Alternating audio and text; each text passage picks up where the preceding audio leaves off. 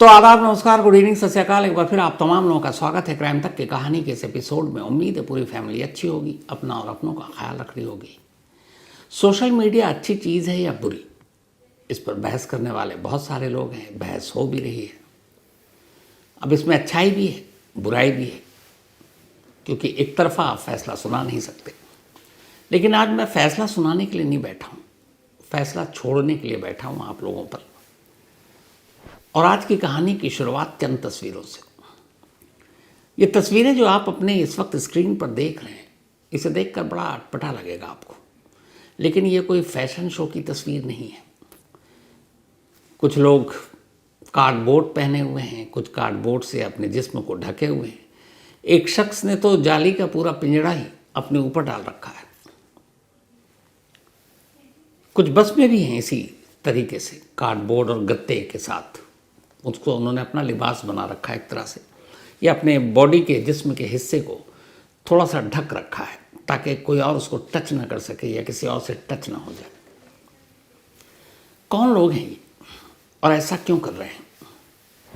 ये तमाम लोग केरल के हैं और एक अजीब सा विरोध प्रदर्शन कर रहे हैं। और इसके पीछे की कहानी एक दूसरी कहानी है। तो ये तस्वीरें देख ली आपने। अब आपको एक कहानी सुनाता हूँ और साथ में एक वीडियो जो मुश्किल से 27 सेकंड का है, उसकी पूरी कमेंट्री आपको बताऊँगा। और फिर उस वीडियो को देखने के बाद और पूरी कहानी सुनने के बाद आखिर में आप फैसला कीजिएगा कि कौन सही और कौन गलत।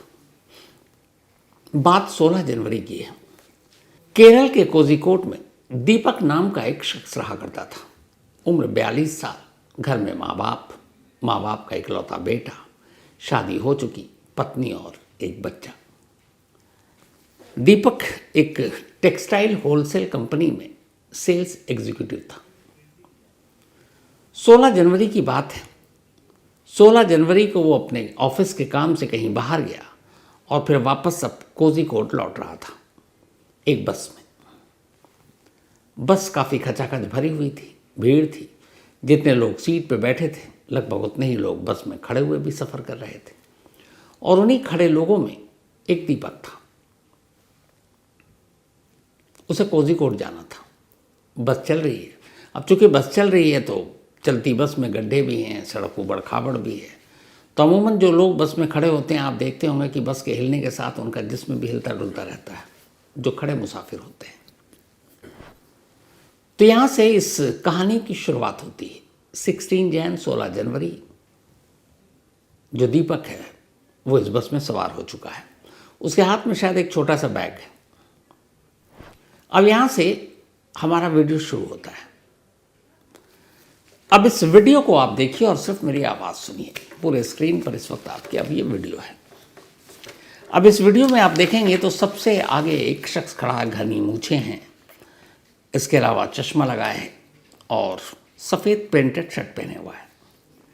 दीपक के ठीक पीछे सर पे कोई स्कार्फ या दुपट्टा डाले एक लड़की खड़ी है और उस लड़की के ठीक पीछे एक और लड़की है जो फ़ोन पर किसी से बात कर रही है। दीपक लगातार या तो अपनी बाईं यानी लेफ्ट की तरफ देख रहा है और या फिर आगे की तरफ देख रहा है। वो अभी तक पलट कर देखा ही नहीं कि उसके पीछे कौन है। उसे पता ही नहीं, पलटता ही नहीं कि पीछे कौन मुसाफिर है। अब आप अगर ध्यान से देखिएगा तो जो दीपक के ठीक पीछे लड़की खड़ी है जिसने स्कार्फ या दुपट्टा सर पर डाला हुआ है, उसका जो दाहिना हाथ है वो बिल्कुल स्ट्रेट सीधा है, यानी बस की खिड़की की तरफ। इसी दाहिने हाथ में उसके एक मोबाइल है जो आपको दिखाई नहीं दे रहा, लेकिन उस मोबाइल की तस्वीरें आप देख सकते हैं, क्योंकि ये लड़की, दीपक और बस के कुछ मुसाफिर जो दिख रहे हैं, ये इसी लड़की के उसी मोबाइल के कैमरे में जो शूट हो रहा है वही दिखाई दे रहा है आपको। तो उसने अपने दाहिने हाथ में मोबाइल पकड़ रखा और उसी मोबाइल से वो शूट कर रही है। बीच बीच में वो लगातार कैमरे की तरफ ही देख रही है।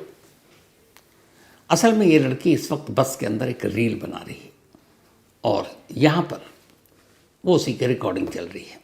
अब यहाँ तक तो सब कुछ ठीक है। अब इस वीडियो का फ्रेम बदल जाता है। अब ये है अगला फ्रेम। अब इस अगले फ्रेम को आप ध्यान से देखिए। कुछ देर या कुछ पल पहले तक जो लड़की खिड़की की तरफ दाहिने हाथ को लंबा करके खड़ी हुई थी, क्योंकि शायद उस हाथ में मोबाइल था। अब अचानक बदले फ्रेम में वो लड़की जो है दीपक के ठीक पीछे नजर आ रही है। पहले फ्रेम में दीपक और लड़की के बीच में थोड़ा सा फासला था, लेकिन इस फ्रेम में ये लड़की बिल्कुल दीपक से लगभग सट कर खड़ी हुई है और अब मोबाइल उसके दाहिने हाथ में नहीं बल्कि लेफ्ट हैंड में, बाएं हाथ में, और दाहिना हाथ उसका फ्री है, शायद नीचे की तरफ। तो वो बाएं हाथ से मोबाइल पर वीडियो बना रही है और अब भी उसका चेहरा, उसका लुक मोबाइल की तरफ। दीपक अपनी जगह अब भी खड़ा हुआ है, जो पहले फ्रेम में था तब भी और अब भी, और वो आगे की तरफ देख रहा है या बाएं की तरफ देख रहा है। लेकिन लड़की अब अपना डायरेक्शन बदल चुकी है। अब वो ठीक दीपक के पीछे आ गई है, बाएं हाथ से शूट कर रही है और दीपक और उसके बीच में फासला शायद लगभग कुछ ना के बराबर है। लेकिन अभी दीपक पीछे मुड़कर नहीं देखता। फिर तभी इसी फ्रेम में आप देखेंगे कि अचानक दीपक का हाथ लड़की के साथ दाहिने हाथ से पहले टच करता है। दीपक पहली बार मुड़ता है, देखता है पल भर को, और वापस फिर वो सामने की तरफ मुड़ जाता है। और इसी दौरान में बस हिचकोले खा रही है, लोग मुसाफिर हिल डुल रहे हैं, और जब वो टच किया हाथ, उसके बाद शायद बैलेंस या जो भी आप कहें, फिर दीपक का हाथ उस लड़की के जिस्म के किसी हिस्से से टकराता है और फिर लड़की थोड़ा सा पीछे की तरफ या तो गिरने लगती है। ये सब कुछ सेकंड का खेल है। और फिर दीपक अचानक अब अपना सामने देख रहा है और थोड़ी देर के बाद उसकी अब नज़रें नीचे हैं, शायद उसके हाथ में मोबाइल है और वो मोबाइल देख रहा है। लेकिन अगर उस लड़की की तरफ आप ध्यान से देखेंगे इसको वापस, कि जब दीपक का हाथ टच करता है या दीपक उससे टकराता है, लड़की का पूरा ध्यान अब भी अपने उस मोबाइल पर है जिसमें रिकॉर्डिंग चालू है, और लड़की के चेहरे पे कोई भाव नहीं है जब दीपक का हाथ टच करता है। तो भी अमूमन ऐसे हालात में अगर किसी अनजान शख्स, या कहते हैं महिला और लड़कियों के सिक्स सेंस बहुत ज़्यादा स्ट्रांग होते हैं, उन्हें पता चल जाता है कौन किस नज़र से देख रहा है, कौन छेड़ रहा है, कौन गुड टच क्या होता है, बैड टच क्या होता है। लेकिन यहाँ पर जब दीपक का टच हुआ तो उस लड़की के चेहरे पे कोई गुस्सा या कोई भाव नहीं है, वो बिल्कुल वैसे ही नॉर्मल है जैसे शुरू से वो कैमरा देखकर शूट कर रही है और लगातार कैमरा चालू है। अब इसके बाद आखिर में जब ये 27 सेकंड का वीडियो ख़त्म होने वाला है, तब पहली बार वो लड़की जो है भाव बदलता है और बिल्कुल लास्ट में एक हल्का सा सेकंड के 100वें हिस्से के लिए दीपक की तरफ देखती है। उसके बाद वीडियो ख़त्म, द एंड। अब इस तस्वीर के ख़त्म होने के बाद दीपक और वो लड़की दोनों बस से उतरते हैं और अपने अपने घर को रवाना हो जाते हैं। यहाँ पे कहानी का पहला चैप्टर ख़त्म हो जाता है। ये 16 जनवरी की बात है, फ्राइडे का दिन था। अगले दिन इत्तेफाक से दीपक का बर्थडे था, 43rd बर्थडे। घर पहुंचता है। घर जाने के बाद चूंकि उसकी सैटरडे और संडे छुट्टी भी थी, तो 17 जैन को दीपक अपना बर्थडे घर पे मनाता है, अपने माँ बाप के साथ, अपने बीवी और बच्चे के साथ। इस दौरान में उसके मोबाइल पे बहुत सारे मैसेज आते हैं, उसे विश देते हैं उसके दोस्त, जानने वाले, ऑफिस के लोग, कुलीग। और तभी उसी विशेष के बीच में अचानक दीपक देखता है कि सोशल मीडिया पे एक वीडियो है, और उस वीडियो में वो जो कुछ देखता है वो परेशान हो जाता है। ये वीडियो एक दिन पहले का बस में यही वीडियो था जो आपको मैंने अभी दिखाया 27 सेकंड का, और उस वीडियो के साथ पोस्ट और ढेरों कमेंट्स। और उस वीडियो में लिखा था कि कैसे पब्लिक प्लेसेस पर, पब्लिक ट्रांसपोर्ट में लोग जानबूझकर लड़कियों को, महिलाओं को गंदी सोच और निगाहों के साथ टच करते हैं। अब जैसे ही ये वीडियो देखा, दीपक घबराता है। इतनी देर में उसके दोस्तों का फ़ोन, कुछ दोस्त उसे वही वीडियो भेज रहे हैं व्हाट्सएप पे, अब सोशल मीडिया से उठाकर कह रहे हैं ये क्या है। दीपक घबरा गया। उसने कहा ये तो कुछ नहीं। बोला मैं भी जानता हूँ, और उस वीडियो में साफ दिख रहा है कि तुमने कोई ऐसी हरकत नहीं की, लेकिन ये तो बहुत तेज़ी से वायरल हो रहा है। शाम होते होते ठीक बर्थडे के दिन इस वीडियो को लगभग 2 मिलियन व्यूज़ मिल चुका था, 20 लाख लोग देख चुके थे, और उस पर तमाम कमेंट्स थे। लेकिन अच्छी चीज़ ये थी कि जिन लोगों ने भी वीडियो देखा उनमें से एक बड़ी तादाद उन लोगों की थी जो दीपक का सपोर्ट कर रहे थे कि इस वीडियो में कहीं से भी दीपक इस तरह का व्यवहार करते हुए नहीं दिखाई दे रहा कि उस लड़की को जानबूझकर वो टच करने की कोशिश कर रहा है, क्योंकि वो पूरे दौरान में कभी मुड़ कर देखता नहीं है। अपने में उलझा, आगे देख रहा, बाएं देख रहा है, बस हिल डुल रही है, उसकी वजह से पैसेंजर हिल रहे हैं, और एक टच करता है उसका हाथ या कोहनी, फिर वो फ़ौरन अलर्ट होता है, फिर आगे देखता है। लेकिन लड़की इस पूरे दौरान लगातार सिर्फ कैमरे को देख रही है और उसके चेहरे पे कोई भाव नहीं है।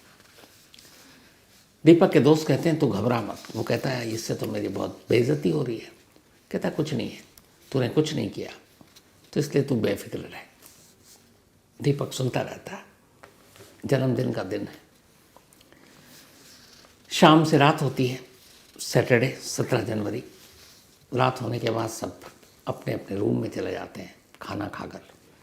उस रात दीपक अपने अलग कमरे में सोता है, पत्नी के पास नहीं जाता। रात बीतती है, सुबह होती है, सब ब्रेकफास्ट टेबल पर अब दीपक का इंतज़ार कर रहे हैं। दीपक दरवाज़ा नहीं खोल रहा है, आवाज़ देते हैं, नहीं खुलता। फिर आखिरकार दरवाज़ा तोड़ा जाता है। अंदर दीपक मुर्दा पड़ा था। 20 लाख वाली ये व्यूज़ एक रील, इसने दीपक की जान ले ली। जैसे ये सब कुछ देखा, सैटरडे को पूरे घर को पता था। दीपक ने अपने पेरेंट्स से भी शेयर किया, वाइफ से भी शेयर किया, ये मेरी बेइज्जती हो रही है। एक शरीफ और इज्जतदार इंसान से आप सब कुछ छीन लो, वो फिर भी जी लेता है। लेकिन अगर एक शरीफ इंसान से आप अगर उसकी इज्जत छीन लेते हैं तो वो जीते जी मर जाता है। दीपक ने वही किया। हालांकि बार बार कहता हूँ कि इस तरीके से जान देना कभी भी सही नहीं है। लड़ना चाहिए, हालात से मुकाबला करना चाहिए। लेकिन दीपक ने आसान रास्ता चुना, वो सामने ही नहीं कर पाया। माँ बाप को पूरी कहानी पता थी। माँ रोते हुए थाने पहुंची, जाकर पुलिस को बताया। पुलिस ने कंप्लेंट लिखी, जांच शुरू हुई। जांच शुरू होने के बाद पुलिस उस लड़की तक पहुंची और फिर उस लड़की को गिरफ्तार किया। केस बना खुदकुशी के लिए उकसाने का। लेकिन अभी तक जिस लड़की का ये 27 सेकंड का वीडियो और उस पर लिखे हुए उसके सारे पोस्ट वायरल हो रहे थे, अब दीपक की मौत पूरे केरल में वायरल होने लगी। जब दीपक की मौत की खबर आई और बताया गया, लोगों को पता चला कि इस एक वीडियो की वजह से दीपक की जान गई, लोगों ने अब उस वीडियो को ध्यान से देखना शुरू किया। अब हर एक की हमदर्दी और सिंपैथी दीपक के साथ थी, क्योंकि वीडियो देखने के बाद हर एक को लगा कि नहीं, दीपक सोशल मीडिया की इस रील का शिकार हो गया। लोगों को गुस्सा आया। गुस्से में उन्होंने केरल में जगह जगह धरना प्रदर्शन शुरू कर दिया। और ये जो पहली शुरू की तस्वीर आपको दिखाई दी, जो कार्डबोर्ड, जो गत्ते, जो जाली का पिंजड़ा पहनकर लोग बल्कि बसों में बैठने लगे कि शायद क्या पता कल को कोई लड़की ये कह दे कि टच किया और कोई रील बन जाए। खबर तो ये भी आ रही कि केरल की कुछ बसों में अब ये कहा गया कि कोई भी रील मोबाइल ऑन नहीं करेगा, रील नहीं बनाएगा। तो अब ये विरोध प्रदर्शन चल रहा है। पुलिस ने उस लड़की को गिरफ्तार भी कर लिया है। अब सवाल ये है कि आखिर ये लड़की कौन है और जिस तरीके से ये वीडियो बनाया उसका मकसद क्या था। तो अब इस लड़की की कहानी। इस लड़की का नाम है शिमजिथा मुस्तफ़ा। शिमजिथा मुस्तफ़ा केरल की ही रहने वाली है। ये पहले एक पंचायत की मेंबर थी। महिलाओं के हक के लिए आवाज़ उठाने की अपने आप को एक्टिविस्ट भी बताती है। शिमजिथा मुस्तफ़ा को रील बनाने का भी शौक है। सोशल मीडिया पर अपने उसके अकाउंट्स हैं। 16 जनवरी की दोपहर उस बस में वो रील बना रही थी और रील बनाने का उसका मकसद और इंटेंशन ये था कि ये दिखाना कि पब्लिक ट्रांसपोर्ट, पब्लिक प्लेसेस पे कैसे कुछ लोग लड़कियों या महिलाओं को गलत अंदाज में टच करते हैं, यानी उन्हें छूते हैं। अब उसने बना तो लिया। बनाने के बाद उसने सोशल मीडिया पे डाल दिया। सोशल मीडिया पे कमेंट्स आए, लेकिन ज़्यादातर लोग, बहुत सारे लोग थे जो शिमजिथा के कहने लगे कि हाँ ऐसे लोग होते हैं। लेकिन वीडियो देखने के बाद एक बड़ी तादाद इसके ख़िलाफ़ हो गई। उन्होंने कहा कि इसमें तो दीपक का कोई कसूर नहीं और तुमने उसे बदनाम कर दिया। लेकिन तब तक दीपक ठीक था। जैसे ही दीपक की मौत की खबर आई, अब पूरा गुस्सा सोशल मीडिया पर उतरने लगा। शिमजिथा के खिलाफ आवाज़ उठी। पुलिस ने मामला दर्ज किया, अबेटमेंट ऑफ सुसाइड का, खुदकुशी के लिए उकसाने का, और जेल भेज दिया है। हालांकि दूसरा फैक्ट ये भी है, मैं पहले भी आपको बता चुका हूँ कि हमारे देश में आज तक एक भी अबेटमेंट ऑफ सुसाइड यानी खुदकुशी के लिए उकसाने के मामले में किसी को सज़ा नहीं हुई। इसमें होगी कि नहीं पता नहीं। खैर, जब पहली बार 16 जनवरी को ये वीडियो शूट किया बस में, उसी दिन शाम को ही शिमजिता ने इसको अपने सोशल अकाउंट पर डाल दिया था, मीडिया पर। डालने के बाद बहुत सारे लोगों ने कहा कि लेकिन तुम्हारी तस्वीर देखकर लग नहीं रहा है कि ये आदमी तुम्हें गलत इंटेंशन से छू रहा था। ऐसा लग रहा है कि जैसे वो बस हिल जुल रही है, वो आगे देख रहा, पलट कर कभी देखा भी नहीं कि उसके पीछे लड़की है, लड़का है, और शायद हाथ उसका लग गया, लेकिन इंटेंशन कहीं से क्लियर नहीं होता इस वीडियो में।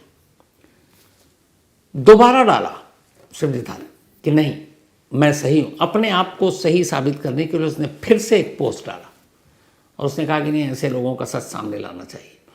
मतलब एक बार डाला ही डाला, दोबारा भी डाला, और उसी के बाद ये धीरे धीरे वायरल होता गया। और इस वायरल होने के बाद एक ऐसा शख्स जिसके बारे में उसके परिवार का कहना है कि उसने कभी ऊंची आवाज़ में किसी से बात नहीं की, फैमिली का ये कहना है कि वो पूरे परिवार अपने ख़ानदान का आइडियल था, जहाँ वो काम करता उसके बॉस से लेके उसके तमाम कुलीग, मुलाजिम, सीनियर, जूनियर का ये कहना है कि नहायत शरीफ इंसान था। पड़ोसियों का कहना है कि उन्होंने आज तक उसको बचपन से बड़ा होते देखा, कभी नज़र उठाकर किसी को नहीं देखता था, और ये वीडियो खुद इस बात का सबूत है। अफसोस, दीपक ने जो किया वो गलत था, उसे सामने रहकर लड़ना चाहिए था, लेकिन शायद उसकी अपनी इज्जत जब बाजार में, मतलब घर से निकली हुई इज्जत बाजार में उछाल दी गई, तो वो उसे बर्दाश्त नहीं कर पाया। सोशल मीडिया पर रील के चक्कर में कई लोगों की जान गई है तो हम आप सुनते रहते हैं, लेकिन शायद ये अपने देश का पहला मामला है जिसमें सोशल मीडिया में रील किसी और ने बनाई, जान किसी और की गई। केरल की समाज कल्याण मंत्री जो हैं वीना जॉर्ज, उन तक भी ये खबर पहुंची। उन्होंने दीपक की मौत पर अफसोस जताया और साथ में ये कहा है कि इसमें जो भी ज़रूरी कानूनी कार्रवाई होगी करेंगे। जिस वक्त शिमजिता मुस्तफ़ा को जेल ले जाया जा रहा था तो बहुत सारे गुस्से में लोग उस जेल तक पहुंच गए थे, और ठीक जेल के बाहर खड़े होकर वो नारे लगा रहे थे, और उनका ये कहना था कि हम केरल के लोग, शिमजिता मुस्तफ़ा, तुम्हें कभी माफ़ नहीं करेंगे। ये वो जेल जाने से ठीक पहले की तस्वीर है जिसमें लोग गुस्से में ये कह रहे हैं। आप भी सुनिए।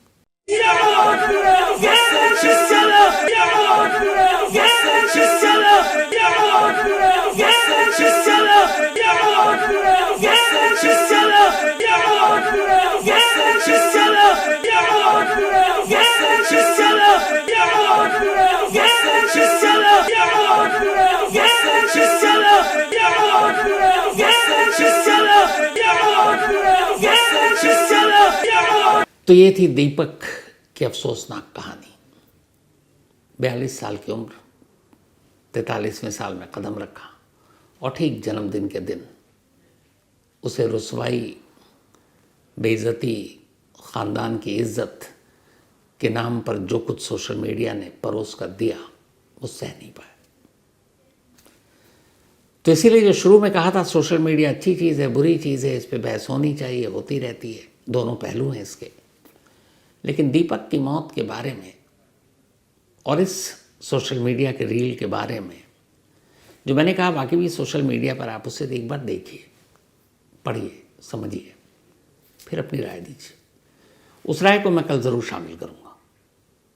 तो इसी वादे के साथ आज की कहानी में इतना ही। अब आपसे मुलाकात होगी कल रात 9 बजे किसी नई कहानी के साथ। तब तक अपना और अपनों का ख्याल रखिएगा। Thank you very much.